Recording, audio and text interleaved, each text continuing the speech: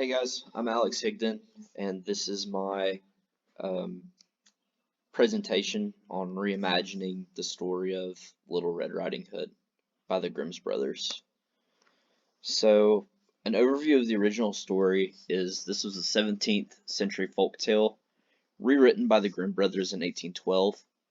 The essential plot is that Little Red Riding Hood was delivering food to her grandmother, and her mother tells her to stay on the path to her grandmother's house where she meets this wolf who is nice to her at first, and he leads her off the path a little bit, but he's friendly, but in reality, he has ulterior motives to eat her. So he tricks her into telling him where she is going, and he says, okay, and he wanders off, when in reality, he goes to her grandmother's house before she gets there and eats her grandmother. He then disguises himself as grandmother, and when Little Red Riding Hood arrives, the wolf eats her.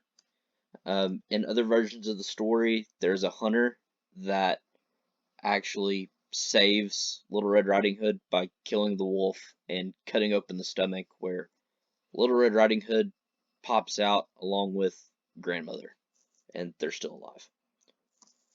So, some themes of Little Red Riding Hood is clearly stranger danger. Don't trust strangers. And this was more for kids that were reading the story at the time. But on a bit of a deeper level, this is actually a coming of age story. This is the first time Little Red Riding Hood has left the house and gone on her own. And the bottle in her basket is representative of virginity, and straying of the path is the equivalence of sex. So when she strays off the path, this is kind of her having sex, losing her virginity to the wolf. And then when she is cut out of the wolf, Little Red Riding Hood is reborn into a woman. So, in order to recreate the story, I would remake it into a more modern medium. And by doing so, I would make it into a Netflix series. And instead of it being a folktale type movie, I would turn it into a murder thriller, and I would maintain the same themes while changing the plot, some of the characters, and the mode of delivery.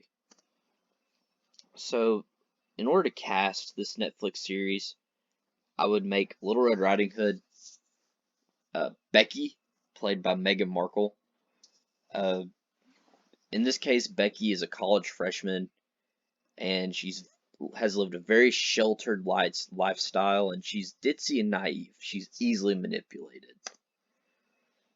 So the mother is going to be called Karen, played by Chloe Webb, and Karen is crazy. She's crazy, extremely overprotective, and very controlling. Grandmother is Gertrude, played by Betty White. Everyone loves grandmother. She's the grandmother everyone wants to have. She's chill, she makes great cookies, snacks, and dinners, and Becky never goes hungry with Gertrude by her side. So the wolf is going to be named Brad, and he's going to be played by Justin Chatwin. He seems like a pretty cool dude, but in reality, he's going to be a total snake in the grass, and he's a textbook narcissist. He doesn't care about anyone but himself. Typical Brad. So the hunter is going to be Chris Hemsworth, played by himself. Chris is an absolute unit. He's cunning, he's clever, he's absolutely jacked. He's an FBI agent that graduated first in his class, and he's a total ladies' man. So, now for episode 1, kind of the pilot. This is setting the stage. Becky is preparing to go to college, and Karen, being Karen, gives her a big long lecture about how not to drink not to party, not to do drugs, and just to stay in, study, and make some friends. Grandmother lives upstairs with Karen and her or with Becky and Karen, and she's sweet and she likes to make cookies. Here in the first episode, we really see how innocent Becky is. We'll see how Karen doesn't let Becky go out of the house. Becky always has to check in with Karen, and Karen doesn't give Becky any freedom. The end of episode 1 will end with Karen dropping Becky off at college and watching Becky walk off into her dorm room as Karen nervously drives away. For the second episode, Becky does really well in her classes, but since she's really innocent and been sheltered, she struggles to make friends. However, she bonds with her roommate, but Karen constantly bothers her with phone calls, letters, and even emails. And we can see that Becky, she's starting to struggle on a social aspect. Episode 3. Becky is doing what she usually does, which is studying in the library. Well, when she gets up to use the restroom, she runs smack into Brad and spills his coffee all over himself. Well, she tries to clean him up a little bit, and they inevitably flirt with each other. And Brad invites her to dinner. The next day, they go on a date, and they start studying with each other. And during one of their study sessions, Becky actually ignores Karen's phone call for the first time. So Brad eventually invites Becky out to a party in episode 4.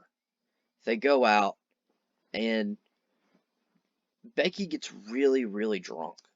As it turns out, Brad slipped something in her drink, and when he takes her back, she actually gets raped. She wakes up next to Brad the morning after, and she doesn't remember anything. But her sheets are covered in blood, which means that she actually lost her virginity to Brad raping her. Also, her phone was open to Karen's contact information, which Becky found really weird. In episode 5, about the next week, in episode 5, the next week, Becky calls home, like she usually does, but she doesn't hear from anyone. She thinks this is really weird. A couple of days go by, and she still hasn't heard from anyone, and now Brad is nowhere to be found. Becky, just on a gut feeling, decides to drive home. Her front door, for some reason, when she gets home, is wide open. She knows this is weird because Karen has this awful habit of locking the door at all times. So this makes Becky panic, and she calls the police and walks into the house. She walks into a gruesome scene. Karen is dead in the kitchen with a knife in her chest, and Gertrude, she's dead upstairs next to a pan of cookies. All of a sudden, Brad comes out of nowhere and pulls a gun on Becky. The episode ends with Becky panicking and begging for her life as Brad begins to force himself on her. Now for the final episode. Brad's holding Becky at gunpoint, but since she had called the police, Chris came to the scene. He tries to open up negotiations with Brad, but he's clearly extremely agitated. A few hours go by during the standoff, and Brad is about to kill Becky when Chris storms the house and shoots Brad in the head. From the moment Becky laid eyes on Chris, she immediately fell in love with him. They began to talk after the event, and they eventually get married months later and live happily ever after. Thank you for listening to my interpretation of Little Red Riding Hood in a modern format.